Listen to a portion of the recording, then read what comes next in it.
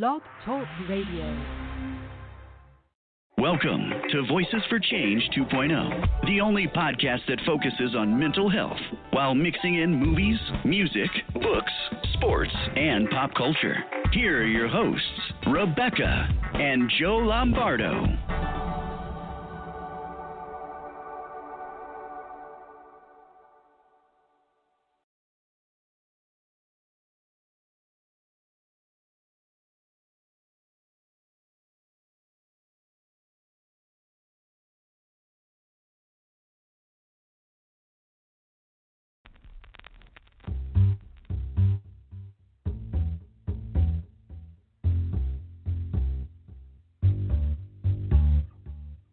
Staring down that long and winding road, I felt like I could never start again.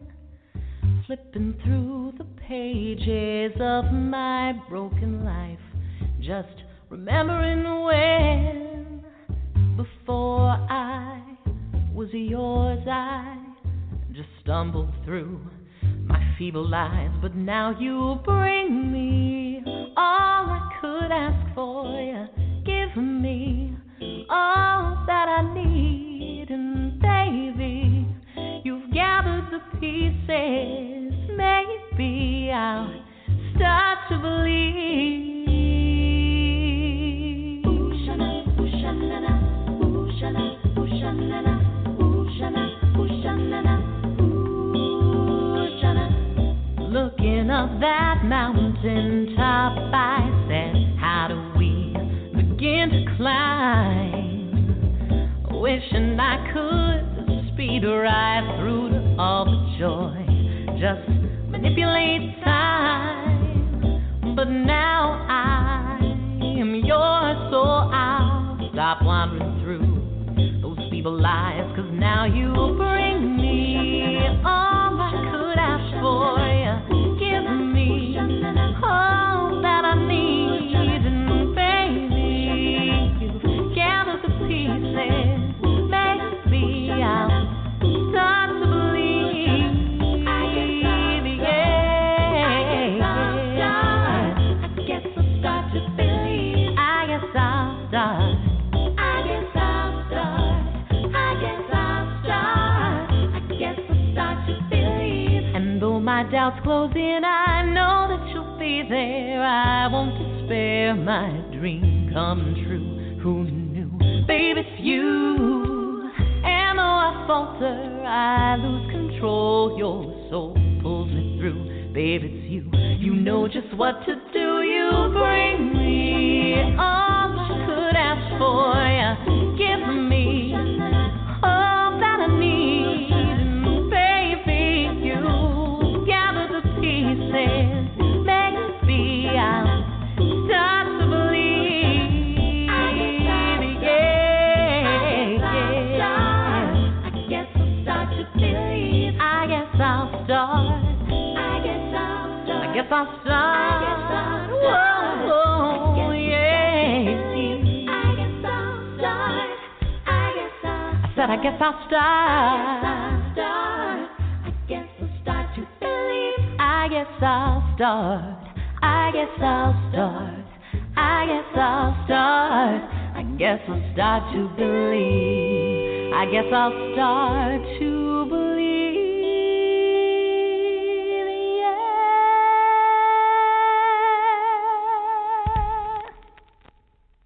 Hey, good morning, and welcome to Voices for Change 2.0. Yeah, thanks for joining us. Thanks for tuning in. Thanks for listening to the song that we had to play, because Slight technical difficulties, but those are in the past, so we will move forward. Technology. So that's the fun that we deal with. Hey, it's a live show. It is a live show, yeah. So you know what? Knock on wood, things could be so much worse. We've had a really good run being a live show, I think. Yeah, we actually have been pretty lucky for the most part. Yeah. You get the odd occasional glitch, but it's been okay. It's been all right. Yeah. So, we're hoping today goes okay. the weather has finally affected things at the old Lombardo homestead. So we've got contractors supposed to be calling us after the show and getting some things sorted out. I don't want to go into it, but it's just very inconvenient. Yeah.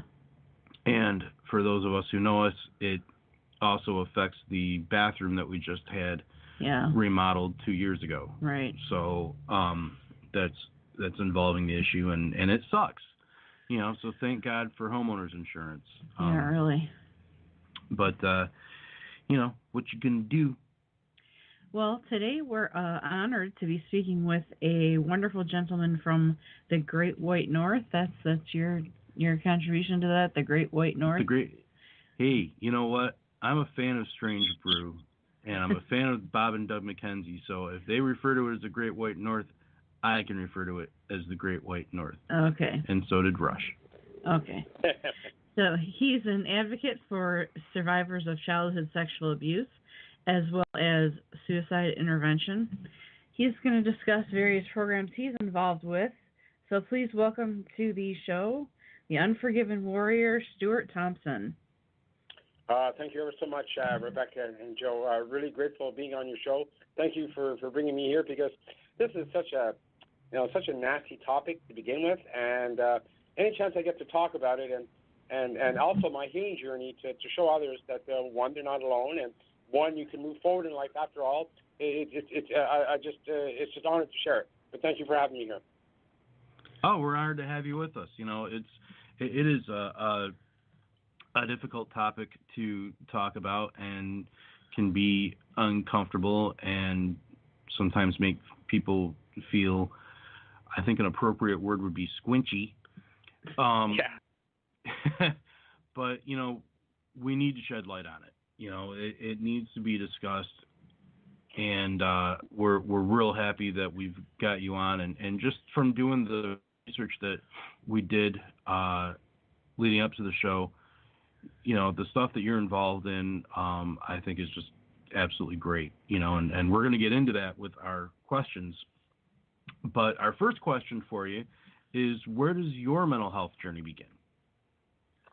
Well, my mental health journey basically started, I guess when I talk about my mental health journey, I talk about my healing journey. Started 8 years ago when I came to the house, to the gatehouse, that is. And from there, it's been let's say the least, it's been a really roller coaster of a ride all the way through my journey to where I am today. Lots of downs and lots of ups and in-betweens, and it's made this journey rather interesting, because it's given me so many opportunities along the path as well, in making connection with others. So that's kind of where it's brought me today. Okay. How supportive have friends and family been during this journey? Well, the thing is, though, I shouldn't say that I don't have any support. I do have a daughter, and I have a couple of granddaughters. As far as my family is concerned, my daughter is really the only one that really knows about what happened with my experience. As far as my immediate family, well, pretty much, this is going to sound really horrible, but pretty much everybody has passed on. I had a younger brother who committed suicide, all related to what I'm talking about today. This was many, many, many years ago. My mother, unfortunately, she has passed away, and I'm estranged from my father, so I'm really pretty much on my own, and I do have a partner. Thank heavens for that, but I'm pretty much on my own. Okay. I gotta stop for a second, and this is completely unrelated, but I gotta say it, otherwise it won't change it. I'm experiencing a deja vu moment right now. Okay. I dreamt us having this conversation with you, Stewart, a couple of weeks ago, and It just now hit me. It's weird. It happens from time to time, and it's really weird. And sorry that I had to stop it, but it went sideways in my head, and if I don't say anything about it, it'll go sideways. So I don't want it to go sideways, so I have to mention it. I really appreciate you saying that, because I do the same thing myself. I deja vu from time to time, as long as I've given myself enough rest and I'm not too stressed, that happens to me. So I can really relate to what you're talking about, and thank you for sharing that with me. Absolutely. Absolutely. I feel like a goofball for interrupting, something very poignant that you were saying for my ridiculousness. But all sorry, honey. all good. I'm glad you shared with me. Thanks. We're all used to your ridiculousness now. Yeah. Well, I'd hope 2+ years on that people would be used to my ridiculousness. So, I do feel badly about the losses that you've experienced. Yeah, it's not that far removed from what I've gone through actually over the last several years. So, I lost my mom, a brother, then my dad, and another brother. I had 4 altogether, so I'm down to 2 now, and we are estranged. Yeah. So I can feel for you for sure. Yeah. Yeah, that's a heavy load as well. Thanks for sharing that, Rebecca. Yeah. Yeah, it's been, it's tough trying to find ways to pick up the pieces and, move on when you have situations like that with family. But, at least you've got the support of your daughter. Yeah, that's great. That's awesome. Yeah, and forgive me, it's not like I don't have other support. I have support through social media. I have support through the Gatehouse. I have other forms of support. So, I should have mentioned that too along that path. I do have support. It's just not immediate family. That's all. I mean, other than my daughter. Right. And I'm really, really grateful for all the support that I do have out there. And thank heavens for social media, because that's really been a big arm of my social media, or rather, a big arm of my connection and healing through all these years. So and connections there have really helped me. Yeah, you and I we met on Twitter, and the mental health community on Twitter is just absolutely phenomenal. I mean, without them, I don't think we'd be able to do our show. I can't say enough about the people that I've met over the last few years. And the support that they offer, and they're always supportive. There's never a time when you go on there and absolutely nobody reaches out to you. There's always somebody that's ready to reach out and support you as best as they can. Yeah, it's a great community. If you're having a tough day and you mention something, excuse me. Out of nowhere, you'll get just, hey, hang in there, or some other great message from any number of people. So, yeah, the social media community is just amazing. So, we are grateful to all of you. Yeah, it's really funny too, because with social media, I've always had really, really huge trust issues, and I'm sure other people can appreciate this as well. I kind of go in there as an alias, but not really. I'm quite open and say who I am. Not just my name, Unforgiven Warrior, but my name, Stewart Thompson, and I'm very, very open about that, who I am, and not afraid to say. But I'm just amazed how people go out of their way to help you, and they don't know you, and they're taking chances that they might. Some people are, don't want to be found who they are, and yet they still reach out and take that chance and embrace whatever connection they can get in regards to what they're going through, which is really, really awesome. Yeah, definitely, absolutely. That's the thing is, once and I think we've done a really good job of weeding out trolls and whatnot. So now everybody that we have communication with, it's all very altruistic, and we're all there to support each other, which is it's a community in a true sense of the word, and that's an awesome thing. Yeah, and it's not only about weeding out the bad seeds per se. It's about, and I've talked about this quite a bit recently, but it's sort of about reaching a maturity. Where you can respect the fact that somebody has a different viewpoint that's not the same as yours. You don't need to engage and get into an argument and just, because I don't do politics. I don't do politics or religion, and sometimes that kind of stuff comes up, and I'm just able to let it go. I don't focus on it. I don't try to argue with the person. I just let it go, and I think that's something that we all have to learn how to do to kind of keep the peace, so to speak, in the mental health community, because there are still people that are getting bullied by others, and we just really need to get people to the point where they can stand up for themselves, but in an appropriate way. Yeah, exactly. Absolutely. So, Stewart, getting to something that you have briefly mentioned during this discourse, what is the Gatehouse? Well, the Gatehouse was actually, I'll give you a little history of the Gatehouse, and I'll dive a little bit more into detail exactly what we do in regards to what I talk about. Well, first off, the Gatehouse is if you go online, there's gatehouse.org, and you'll see it's just like a regular house, but it's what's inside and what the place does. So the place opened in 1998. Which has been 20 years actually this year that it's been around in the community of the Toronto or Lakeshore or Etobicoke area of Toronto, and it was founded by a person by the name of Art Lockhart, who originally I can give you a brief history of Art, but if you go onto our website you can find out a much greater detail to what I'm going to give you right now. But Art was in the Justice Department for many years, and now through his course of actions dealing with people that have been incarcerated, led him to all kinds of different things, and meaning such as going on the street and talking with people and talking with homeless people and understanding what's going on with them, what are their mental issues, as an example, and the Gatehouse. Well, like I say, it's a long story, but I'm going to make it really short. One day he was just driving. Actually, he was homeless, I should say. At this time, he was homeless, and he was with his girlfriend or wife now at this time.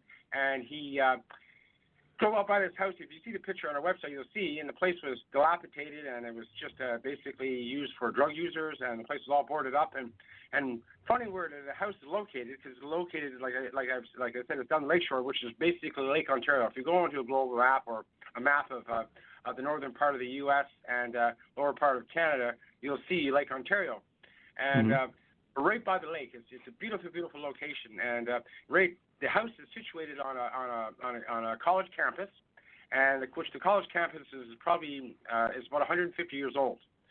And wow. Beautiful old buildings, and you wouldn't think this place would be a place for mental health. And the funny thing about it is too, with the history of the house and the college is, the place originally 150 years ago was a mental institution. So in the last, I guess it would be the last 30 years, I stand corrected on my time here, but the university, rather the mental institution was shut down for many years, and then the province bought it, and then they turned it into a college. And then the Gatehouse was kind of the last thing that was kind of done on the campus 20 years ago, as I've stated. But Art Lockhart, the gentleman I'm talking about, he is also a professor at the college as well. He teaches social justice. And luckily for me, in times, well, anyway, actually, I'll leave that part and I'll come back to that. But Art Lockhart is a professor at the college as well, and he teaches social justice. And dealing with people with trauma is just part of the process, or rather what they teach at the college. There's many different aspects of it in regards to social justice. Everything from the teachings of becoming a police officer to becoming a social worker, to mental addiction and addiction specialist. It stems off to many different fields. But anyway, the Gatehouse is a place for survivors of childhood sexual abuse, and it's all peer support based, and it has been right from the beginning. The Gatehouse relies purely on grants and private donations to run. So basically, whoever's come into this house, as long as I've been here, and even prior to me coming in here, there's never been a charge for somebody coming in, and which is really helpful, because in a lot of cases, some people don't have money, and due to whatever reasons that might be, and that's all right. So the idea is to make this a friendly place so you can come in, no judgment, and we have nobody.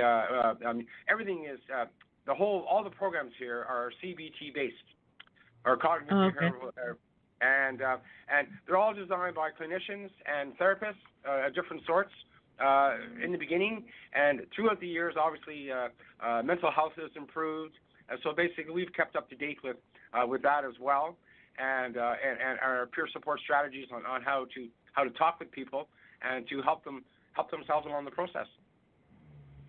That's great. Yeah, and we're really familiar with Ontario. We're in Detroit. Yeah. Oh, you're just across the border.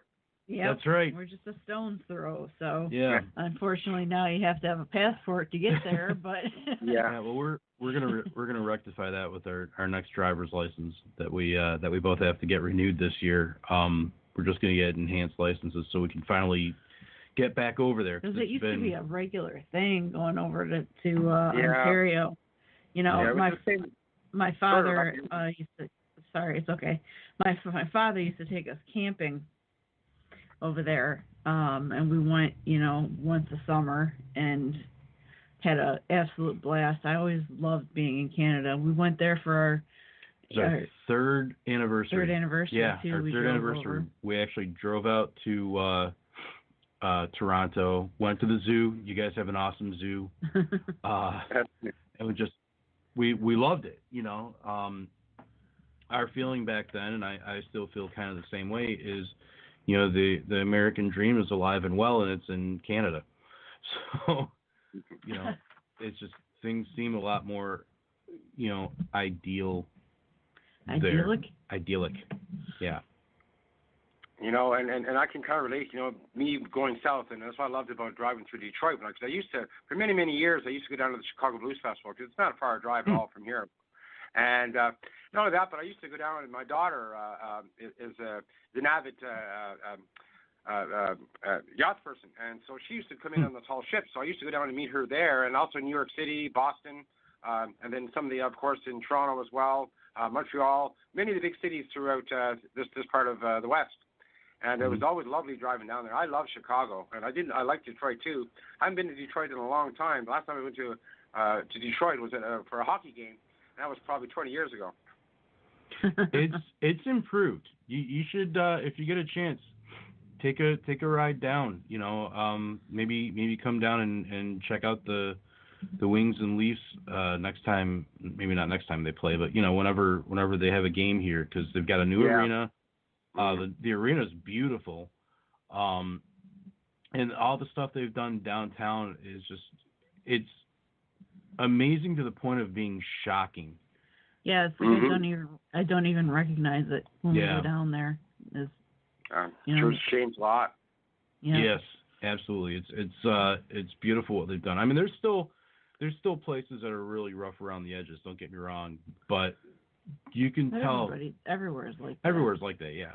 You can tell that things are changing for the better down there, and have been for easily the last 10, 15 years. Yeah, we just went a few weeks back. We went to go see figure skating there. So they had a competition, and then we went to the exhibition extravaganza thing where they all participate in different dances and things like that, and it was a blast. It was a lot of fun. I really enjoyed that. So. Yeah, it was great. So, we had our seats were the equivalent of center ice. Yeah. So that was really, really nice. I'd love to see a hockey game there sometime. All right. Well we digress. Yeah, but we digress. So, what types of programs are offered at Gatehouse, and which ones are you involved in? Well, we offer many, many different programs, and as I've stated, it's all peer support programs. Now, when I originally came here 8 years ago, I did a men's program, and we offer this program to the women as well. So basically what this program consists of is a 15-week program, and what we do is we have a men's program and a women's program. We keep them separate for the first time coming in. For the first 15 weeks, and what the program consists of, well, I'll tell you what I went through, and then I'll talk a little bit more about the other programs. Is that all right? Sure. So it's easier to understand.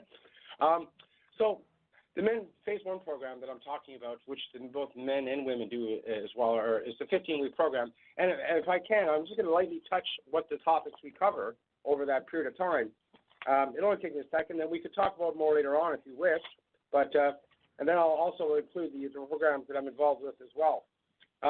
So, for example, like when we come in the very first week, what we do is we cover the initial steps of the program, which I'm going to talk about now, and we cover house rules. But then the second week we come in, we reinforce boundaries and that sort of thing for when you're in a group, because people are sensitive towards sort of things, and we need to be respectful for one another. And the great thing about peer support, and one thing we need to consider also when doing peer support, is that if someone's talking, we need to let them finish talking what they're talking. Everybody having their turns and being mindful of the other person, and also is all very, very important too in the peer support setting, is that we don't draw judgment upon the other person talking, and we give them their space so they feel safe. But the second week, we talk about isolation to belonging. That's another topic we talk about. We also talk about triggers, dissociation, flashbacks, grounding. And then we sliding on to another week, we'll talk about anger, emotional regulation. We even dive into inner child. Actually, we have 3 weeks of inner child. We talk about the inner child.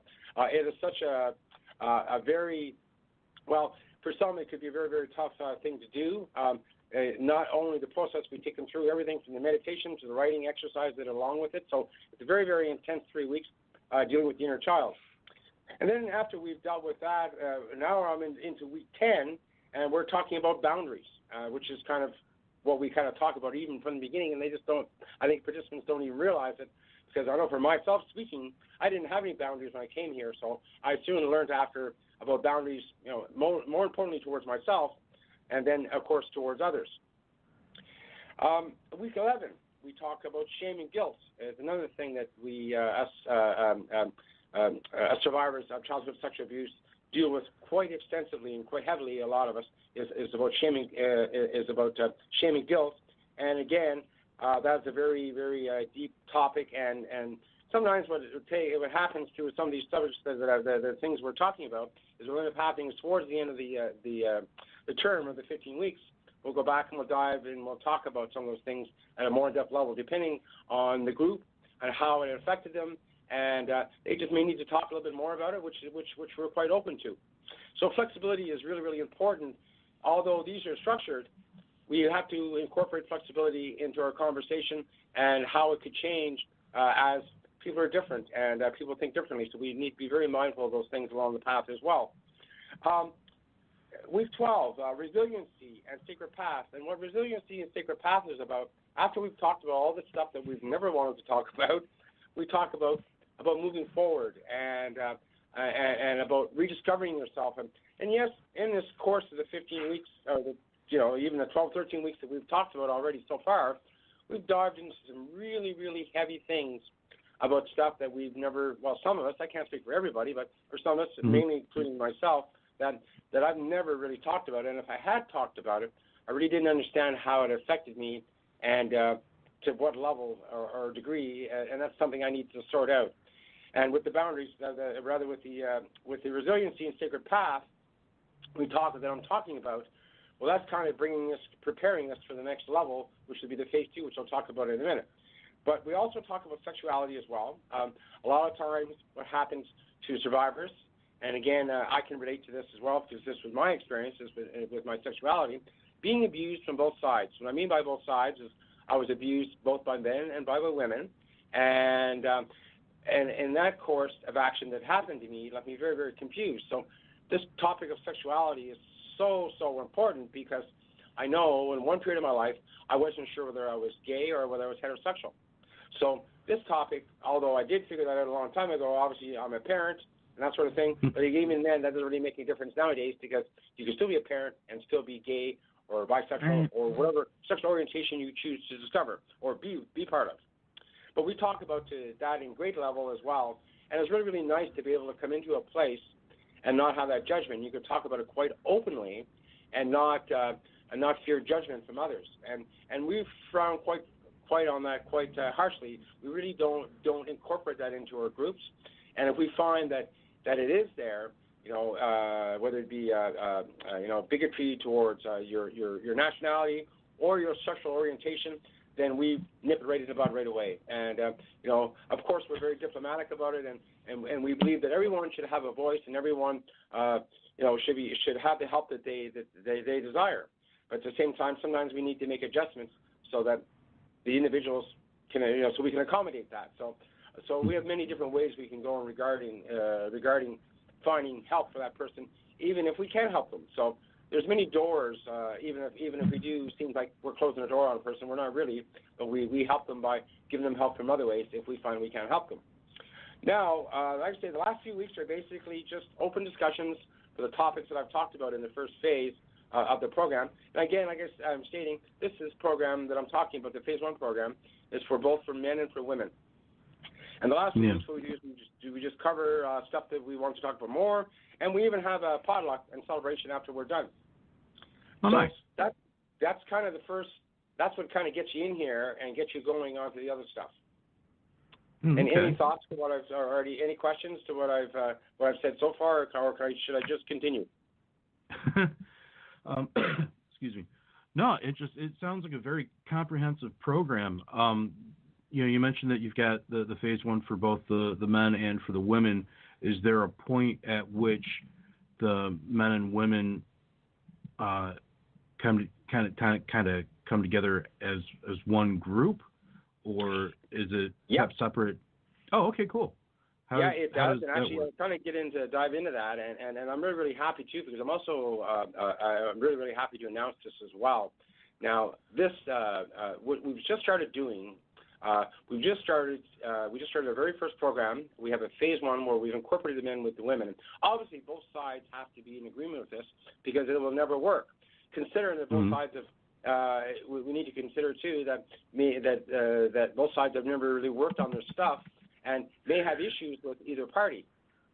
So for the very first time, after all these years, we're doing a very, very first time phase 1 where we've incorporated where it's co-ed, and I'm quite excited to hear over the next weeks how that's going to go and take shape.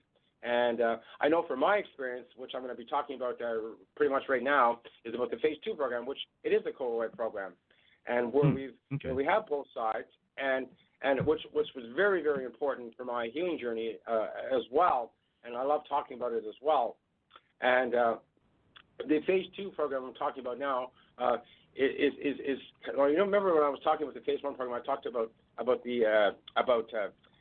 resiliency and sacred path. Well, now we're really going to be diving into that now in the Phase 2 program. And again, now what we've done, this is a 16-week program, not a 15-week program, by the way.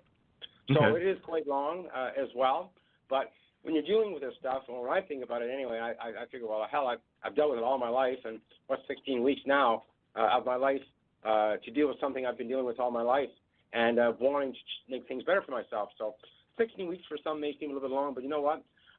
Most of the time I hear from people when they do this 16 weeks, they wish they had another 15 weeks because they weren't done. They want to do work on it some more. So, but it's a beautiful program because we talk about some really different things than I was used to anyway. And what I mean by that, we really focus on mindfulness. And again, this is where CBT comes into effect, right? We talk about mindfulness, we talk about gratitude, we talk about pause, and we talk about sacred path. Well, sacred path, we use that term sacred as being, geez, tell me, like I can't even talk anymore.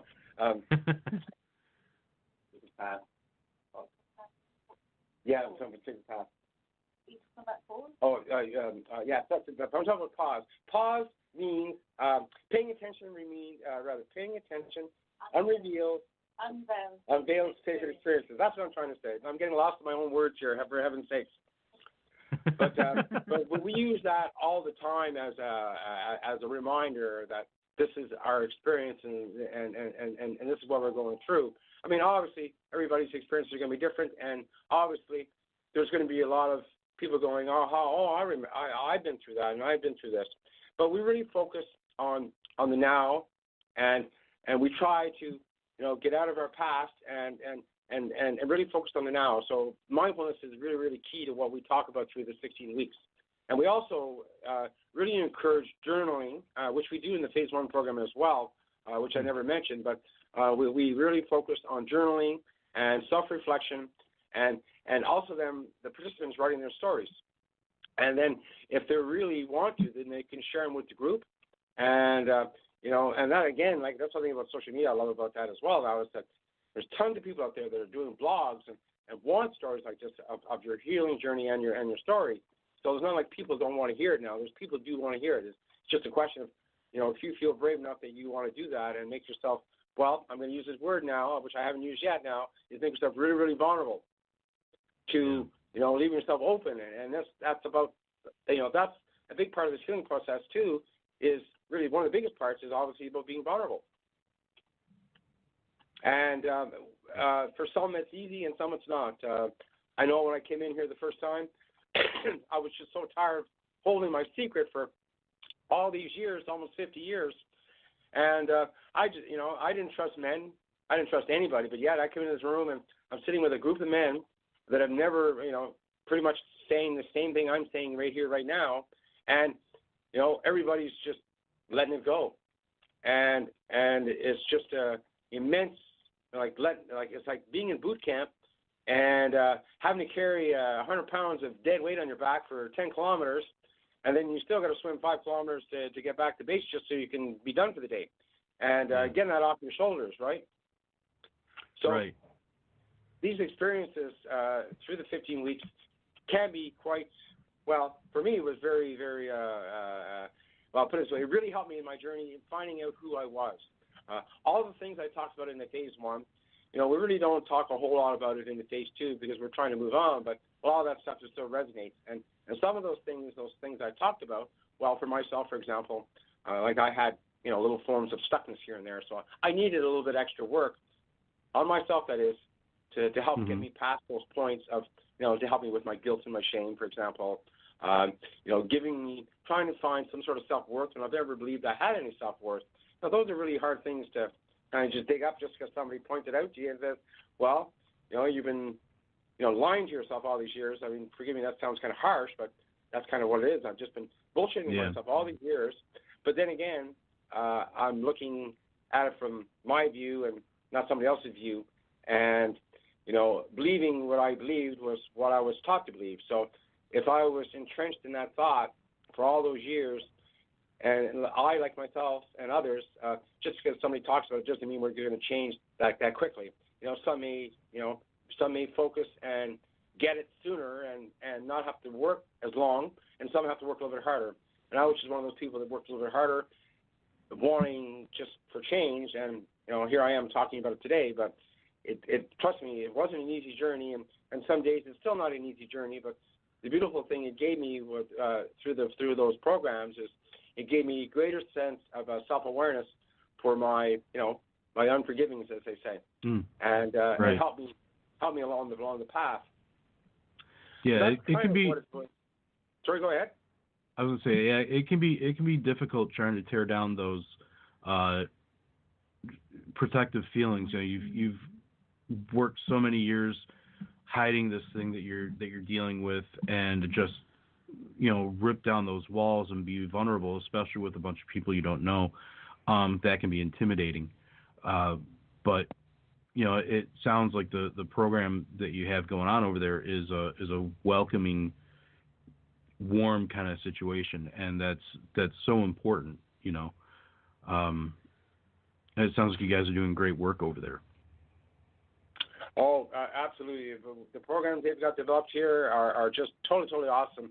And, we like I gave you the first 2 programs, and I think which are probably the hardest ones overall. Mm-hmm. The first one obviously being the hardest because for most of us that have come in here, we've never dealt with this sort of thing to any degree. And I meet some that do come in and have dealt with it in the past and have had different experiences. So, excuse me. Mm-hmm. Obviously, people have different experiences, and I've met people who have gone and done other things to try to help themselves, and either they've had marginal success or no success, or just wanting to try something new because they want to move even further and don't know how to go about it. So right. The beautiful thing about coming in here is that we don't really tell anybody what to do. It's all peer support. We give an outline which we show and help them with, and it's really up to them, as it was like with myself, to either do the work and if you don't do the work, then you basically stay where you are, or whatever the outcome may be. Mm-hmm. So this is not a cakewalk, as they would say. It involves a lot of commitment on the individual's part to come in here, wanting to make the changes in their life to move forward. But if you don't have that drive, then you're going to just stay stuck, as I pointed out earlier, and that will take a lot longer for you to get out of that hump, as they would say. Yeah, that's one thing that we've always stressed too is, you can recover, you can learn to live with what you've been through, but you have to do the work, regardless of what it is that you're confronted with, be it childhood sexual abuse or battling bipolar disorder or borderline personality disorder or, some form of addiction. Yeah. Exactly. You can help yourself, you can benefit, but you have to put the work in. That's a key thing. People will be there to help you, and they'll show you what what you can do, what I'm not going to say what you should do, because everybody's experience is different. You know that with your journey. But what you can do and how to apply things in your life, but you still have to take that step and apply it. And if you're unwilling to try, you're not going to see any type of change in your life. Plus you don't know what's going to work and what isn't going to work for you until you take that first step. With Beck and I, the word journey is very central to us. I've thought about this, and I don't think I ever mentioned this to you, babe, but I've thought about this over the past couple of years. The word journey really is this, it's an individual thing, and everybody has this step that they go on, and your path to recovering or finding peace or getting some type of respite always begins with the first step in your journey, and we all have a different journey. And that's why we ask all of our guests, where their journey begins, because it's always different, and it always, has the name of my book too. Well, exactly. And that's a big thing too, is, it was your journey, not anybody else's. Yeah, just to clarify, my book is called "It's Not Your Journey." Yeah. In case anyone is wondering what we're talking about here. Exactly. So, being able to embrace these people as they come into the program, to help them with that first step on their journey towards a path of healing, that's got to be a great feeling. It's got to be a rewarding feeling for you, being able to be involved like that. Oh yeah, it is, and it's really funny you say that. And I often hear other facilitators in the house as well, the ones that've been here for a while, like myself, and I to be honest with you, I really don't really take a whole. I'm really grateful to be able to have that, to be able to sit in that seat and to be able to hear their stories and to watch them. I mean, that is really, really, it almost brings a tear to my eye sometimes, because when I look at myself when I came in here, I was such a train wreck, and I looked and I see how hard I worked just to get out of that hole. And then when I come in and I do a group, have a group, and I see them do the same thing, and I see my own journey, and I've seen it now countless times. I have no idea how many times now. It's just incredible. And I try to find words to describe it, and even to write it down sometimes. And I really, really struggle. Other than the fact that it's just plain simple. I'm just grateful just to be part of it and to be able to sit there, because I'm just lost for words. I am. It's just awe for me every time I come in there.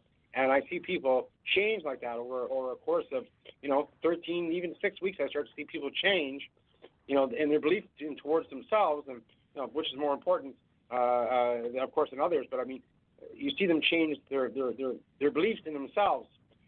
Start to find a glimmer of hope. You see them start to see that they have actually some self-worth. They're actually, they're a human being.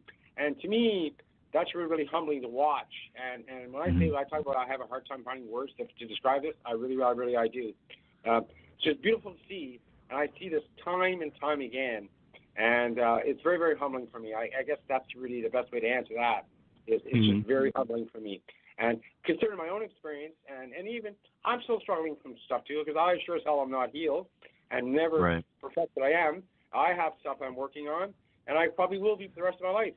Having complex PTSD is a bit of a kicker for me sometimes. So I really need to be mindful and paying attention to what I'm doing along the way. And if I'm not careful, I'll trigger myself, and I'll put myself back on put myself in a place where I don't want to be. So the tools that I've learned here help me with that so much, more so than my experience with a therapist. So my just being able to talk about and sharing my experiences have been really, really helpful for me, as I've seen for others. So I hope that answers your question. Yeah, absolutely. One other thing that we discovered as we were going through our research on you, good sir, is you also host a web radio show called Personal Transformation. What do you feature on your show, and where can people tune in to check that out? Well, I've been doing this now actually 5 years in May. And I just did my 164th show on. Well, I did it late Thursday night. Normally for years I've been doing this, for the time that I've been doing this, I try to do it on Thursdays, and I try to do it live at the Gatehouse. But the last couple of months, weather's been really strange up here. Too much snow, bad weather. I have not been healthy, so I've been kind of doing it off and on. But I focus on giving support to other survivors. I'm not there. I sometimes I'll get therapists to come on, and when we talk about ways of dealing with the stuff that I've kind of been covering already. But I'm basically just to support other survivors of childhood sexual abuse. I share my own healing journey, and I often get guests. I've had everybody on from people from justice to teachers to therapists, even musicians, survivors that have come on and shared their story. And it's basically a platform for survivors to come on, which I quite often have come on, and they want to share their healing journey and their story. And I just think it's fantastic that I've been able to give this to others, that they've been able to come on and do this and share this sort of thing. Now, I know over the years a lot has changed. I know I've gone, even looking on Blog Talk Radio, there is other supporters of this out there that are doing the exact same thing I'm talking about. Years ago there wasn't, but there is now, and which is really, really awesome to see, like especially in California. And I can't think of the name of the Blog Talk show that does it, but I remember seeing one, and they support survivors very, very similar to what I'm doing. I call it personal transformation only because this has been my personal transformation, and I'm sharing it here with the world. So I figured, what better title than to call it that? And I was also very lucky to I've also got a blog site as well, which I haven't been very, very active at all. We kind of just opened it up and kind of been sitting there on the side, but it's called personaltransformation.ca. Okay. And I'm all I don't talk about it enough, and I don't put it out there enough. But I was going to mention at the end of the show that if anybody wanting to post their story or healing journey on our blog, we're quite welcome to that as well. So you could just send it in. To me at the Gatehouse, which is Stewart at thegatehouse.org, or on to the Personal Transformation Blog Talk Radio Show website. I can do it on there as well. But that invitation is always there. But I'm really, really fortunate to be able to do that. I've connected with so many people around the world. It's wonderful to be able to get out there. I mean, I'm thinking I would love to have my own radio station, like a AM or FM radio station, but I would only get local. This way, I get the world, like you guys are out there in the world. People hear you all over the place. What better connection can you get than that? Exactly. And that's one thing that we're really grateful about is that we're on this wonderful network that Scott has, and we're on Blog Talk like you are, and anybody all over the world can tune in and check out this show or any other show at any time, and that's a blessing. It really is. I went to school for broadcasting 20 some odd years ago, and never thought that doing that would get me to where I'm hosting a show with my wife and making an impact on people's lives, And that's such an awesome feeling, knowing that, you know, we're bringing attention to, you know, people like you that are helping others, and, you know, it's just a great feeling. So every guest we have, we learn something from, and we're pretty sure that our listeners learn something from them as well. And that's just really important for us. That's one of the big reasons why we do this show, is for people to possibly learn more coping skills, or, you know, just ways of moving forward despite what they've been through. Or finding out that they're not alone. Right. Or finding other resources, things that they hadn't, you know, previously been aware of. You know, just different things like that, you know, and it's great. It's special, you know, and we treasure everybody that tunes in and listens to us, and we treasure everybody that takes time out of their lives to come on our show. Absolutely. What advice do you have for someone who is an adult survivor of childhood sexual abuse who might not know where to turn for help? Well, I'm going to kind of give myself as a bit of an example, because I'm not here to tell anybody what to do, but I can give a subtle advice. And right off the hop, that is, well, I don't know, I had to seek advice, right? And I think that was probably the hardest part for me, was trying to find advice, rather than find help. Now, I guess obviously depending where you live, or your demographics, obviously, what country, and even whether you're in Canada or the U.S., as, for example, since we're right here, each state, every province is different in regards to what their mental health offers in regards to supporting you and what your needs are. So I would tell anybody wanting to get help, whether it be youth or adult, or even senior, in fact, because we everybody should be included in this, is that I would do in your local community. I would just look around, and with the internet nowadays, well, that's a really good way to start looking to see what's available, and just to see what's available, and then kind of go from there. But, you know, understanding what your needs are, too, are really, really important. A lot of people, like myself, I didn't really understand what my needs were when I came looking for help. I knew I needed help. I knew I was messed up. I really didn't even know where to start. And one of the things I've learned in the process of this is, if I had known what my needs were when I started what I needed, that was really, really important. Now, in hindsight, really, logically speaking, a lot of people in distress are really not going to be thinking about their needs really at the time. They're only going to be thinking about they're in distress and where do I go for help. Really logically thinking, I would think that would be a more realistic way of how it would really be. But if you have the capacity and you're able to take the time for yourself, knowing that you need help, really do your research, knowing what's available and what you know, understanding, you know, what your needs are. It's just that simple. But really doing your research in your area where you live and seeing what's available, and looking also when you're looking and you see this agency or clinical place that look for referrals and that sort of thing, to make sure that they're not bad, or, you know, bad in ways that they get bad interactions with people. I don't know, just check to make sure they're safe places. What I'm getting at, that they're good.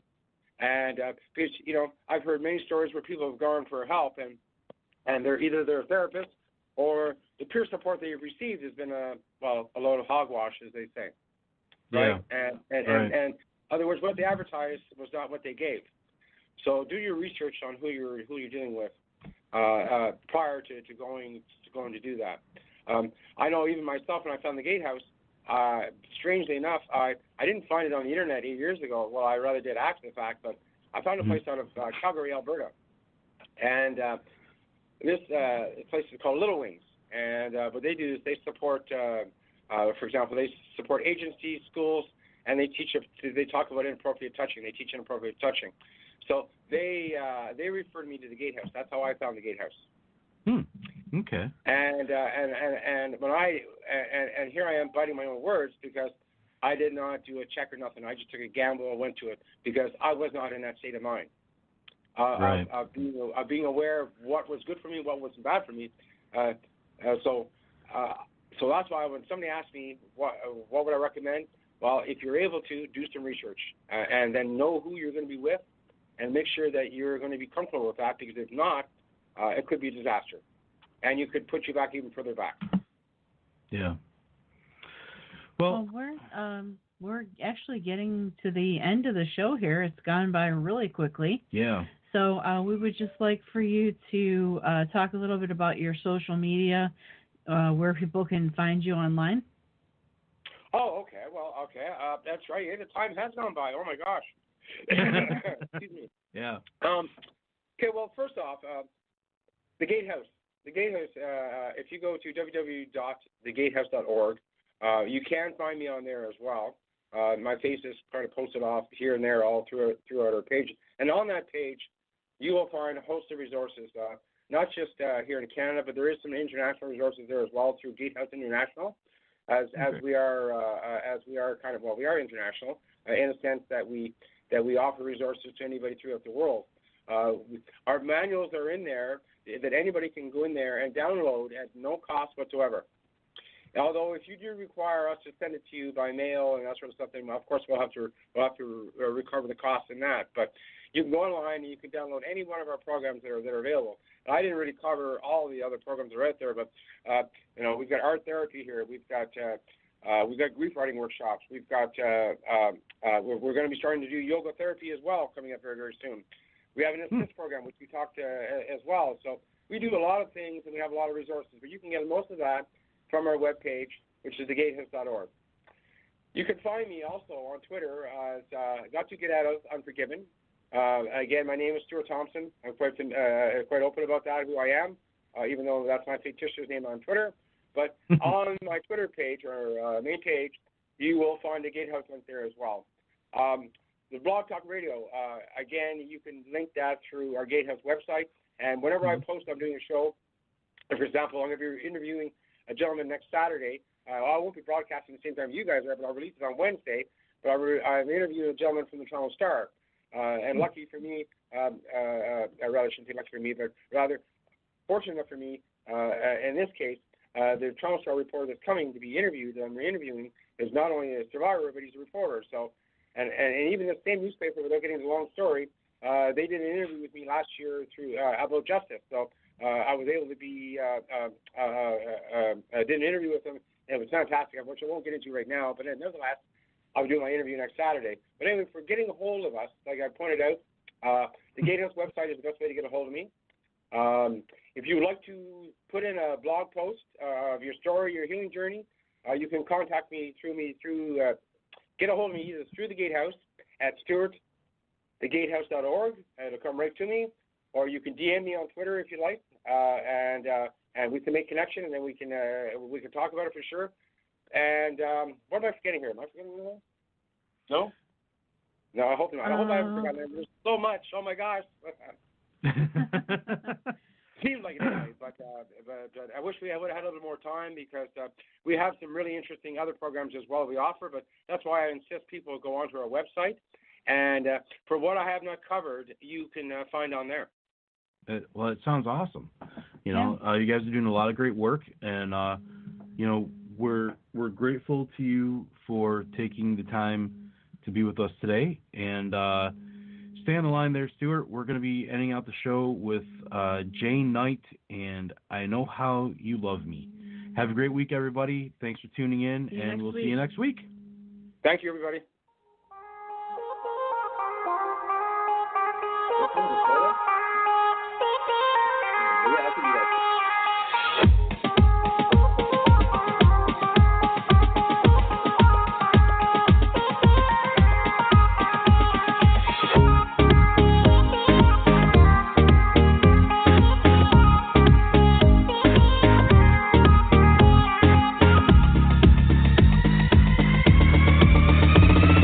I don't know how you pick me up when I fall.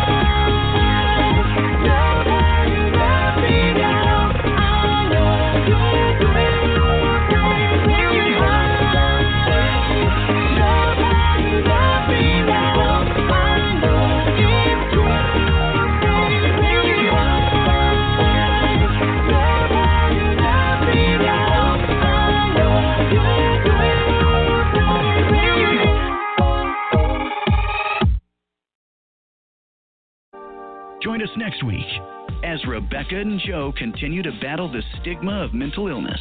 Follow us on Twitter at Voices for Change RJ and on Facebook at Voices for Change 2.0.